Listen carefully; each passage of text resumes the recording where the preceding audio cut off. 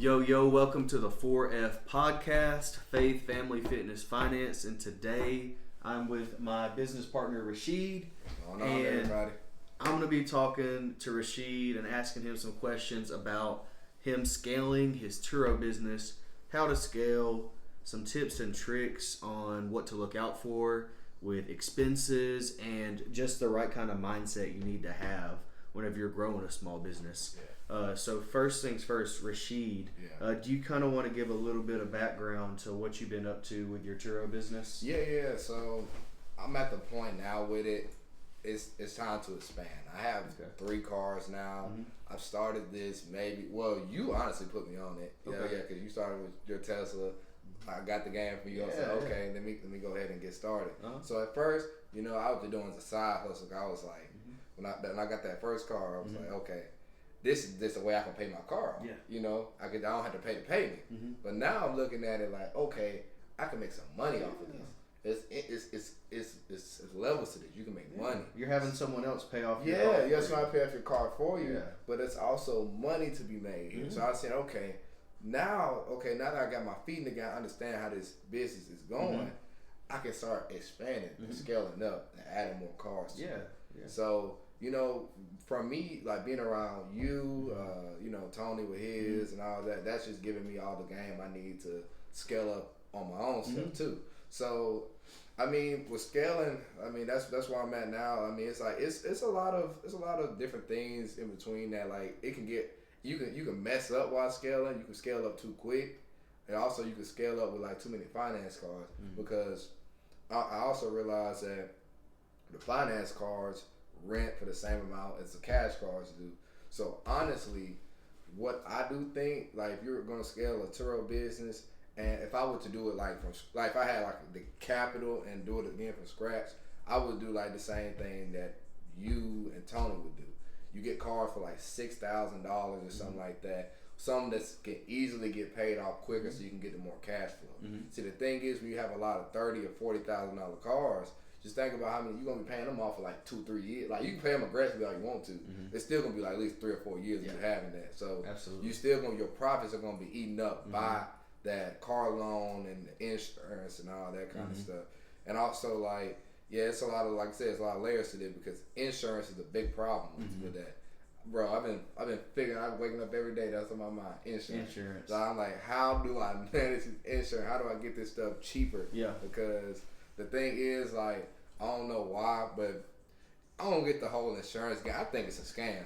Yeah. Honestly, I think most of it's a scam. It can be. It can at certain times. What it is, it's risk mitigation. So a lot of the time, some people don't even believe they should have insurance to begin with. For real. But there's a lot of financial institutions that make you have insurance because they're not going to want to finance an asset that does not have insurance. Which is fair. And if you look at it from their standpoint, you see why insurance is there. But my problem is, what about the people that have insurance that pay their insurance all the time, but they never need it?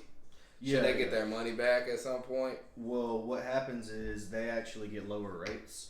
And those are the kind of people that make the insurance companies the most money. Oh, I didn't know that now. Yeah, because if you think about it, let's say you're very responsible and you never have any claims or deductibles. Yeah. Well, your insurance rate's going to be really low. Yeah. But if you be wilding out and crashing out, getting into trouble. I have a friend that he just tried to get a quote for insurance. An acquaintance that I know. He got quoted $400 a month for one car. For one car? One car. Yeah. It's crazy. I told you they tried to get me like that. But it's for the Tesla though. Because the Tesla they tried that with me too. They consider a sport. Yeah, they did. Yeah, they consider a sports car technically. I guess, but I bundled it with my house, and that dropped it down. Yeah, I was paying $70 a month last year. For real? With insurance? Just for my Tesla. Just for the Tesla. Then I got a speeding ticket. Oh, and that I was going through some country town, Rogersville, Alabama, and I had just got a sale, and I was excited. Oh yeah, you right. I was going 83. I was on the phone. Oh, you was on the phone. Yeah. I was talking to somebody. I was like, "Yeah, man, I just got me this sale. Yeah, maybe some money today." Yeah, and then I was going 83 and a 45, but they were cool about it. Okay, that's crazy. Yeah. So essentially, what happens with insurance? They have risk premiums. So if you're a high risk person, they're going to charge you more on your premium. Yep, that's it. And think about it like a house, right? Flood insurance. Oh, yeah. You live in New Orleans, your flood insurance It's going to be higher, yeah. Exactly. Yeah. So what they're doing is they're just trying to collect enough money from you in the form of a premium. Mm-hmm. That way it offsets whenever they actually have to pay. Okay, so you explain like that. That kind of that makes sense. Okay, Mm-hmm. and like I said, if you're a good, responsible person, you don't get no accidents, you'll get rewarded with having lower premiums. Exactly. Okay, well that makes sense. Yeah, and then what they do, they actually invest that money. They invest the premiums. Yeah, cause I be wondering like, what do these insurance companies do? Yeah. Cause they getting so much money coming in.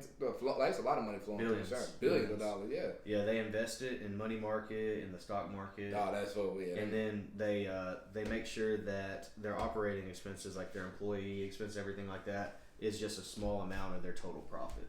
Okay. So no, that's fair. Well, that's what happens with that. But speaking of profit and operating expenses, I want you to talk about what your plans are and your shift in mindset for your personal expenses in 2025. Yeah, I mean, like this year right here is grind time for me, and I'm really trying to, just dial in on everything. And like once, it took me a while. I mean, like I said, it took me being around the right people, removing some people out the circle and all that, just to get my mindset in order to do this. But now that it is in order, so once I started doing it for the Turo business, it just made it so much easier to do in my own personal life. So I got to the point where I just made a whole spreadsheet and I dialed in on, okay, this is how much the bills is, this is how much you bringing in. And you need to treat yourself like a business. That's why I think that's the best way you can budget. That's the only way I can look at that. Like, cause everybody will be talking about all this other stuff, but they make it sound so complicated. People not gonna do it. Look at yourself like a business. If you got a business, your business got expenses. Your savings, your bills, all that stuff, that's expense. Your Roth IRA, that's your business. But pay your business expenses before you take profit. All the time.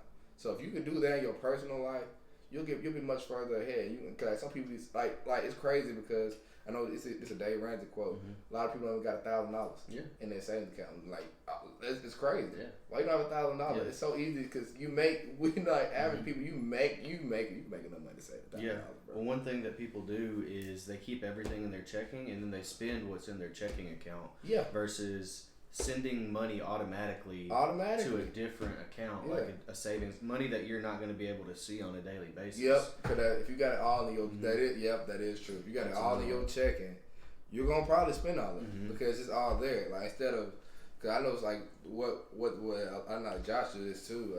If he got all his accounts and stuff, and it's just automatically dragged. When the check comes, take this for this, take this for this, take this for this, and that makes it a lot easier. And that's what I think a lot of people should do. Just start doing like you said, put it in the accounts that you know you're gonna be looking at all the time.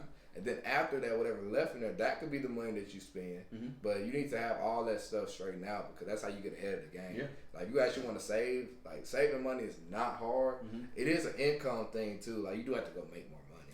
You need to make money, but I think in America, everyone should be able to save money. You think and the reason I say that is because the average income in America is around $65,000. $65,000, yeah, somewhere around that. So the average person is making really good money.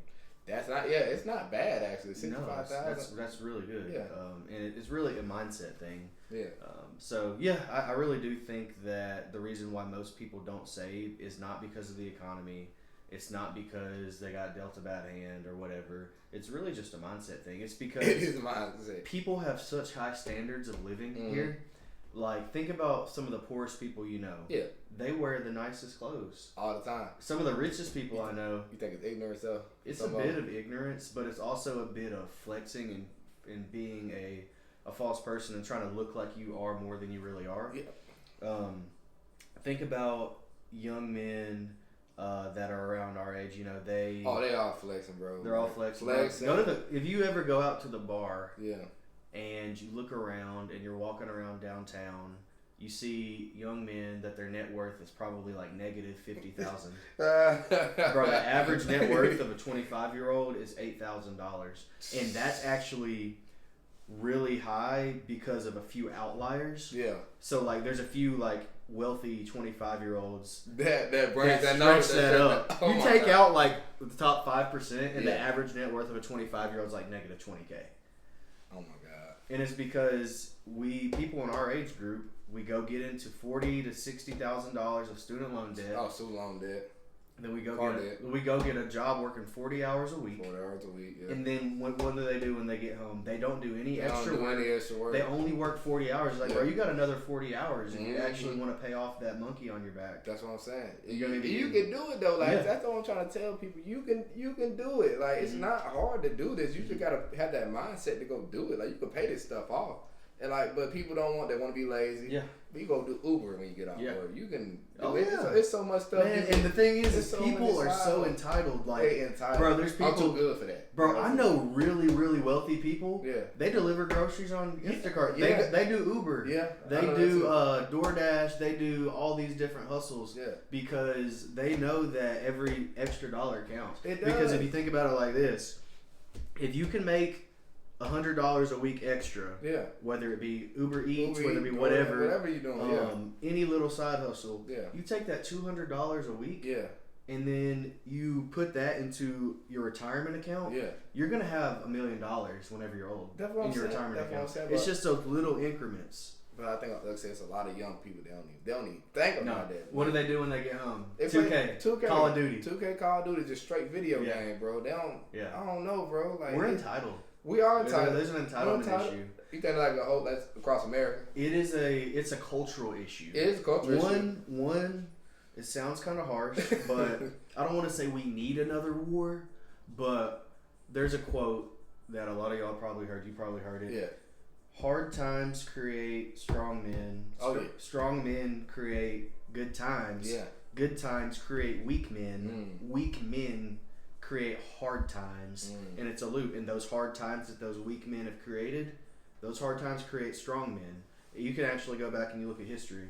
So think the 1930s, right? Yeah. The reason why that was so tough is because in the 1920s, we partied, we lived it up. Think of the Great Gatsby. Yeah, Great Gatsby, yeah.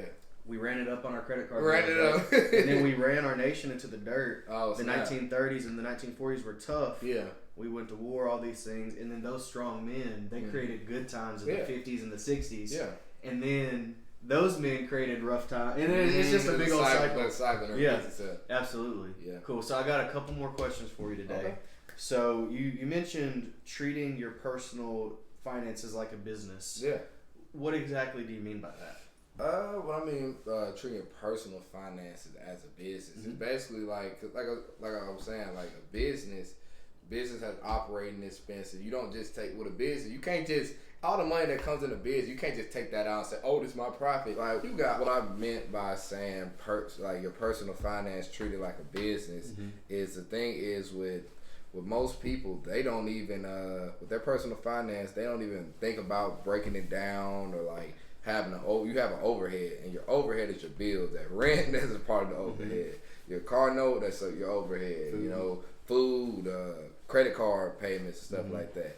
All that's your overhead. You gonna have to pay your overhead before you take profit, and you got like it's easy if you treat it like that. That's what I found the easy way to do.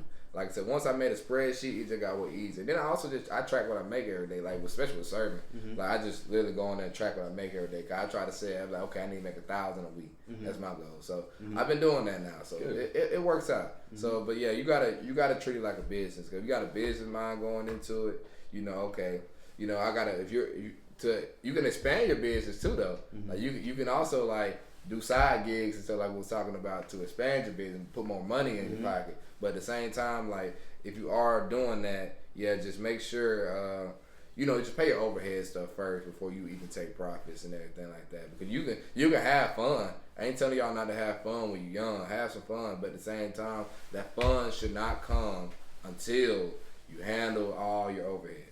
Simple as that. Yeah, cool. And one thing that whenever you're talking about your overhead, it kind of made me think of an analogy. So if you think about let's say a donut shop, right?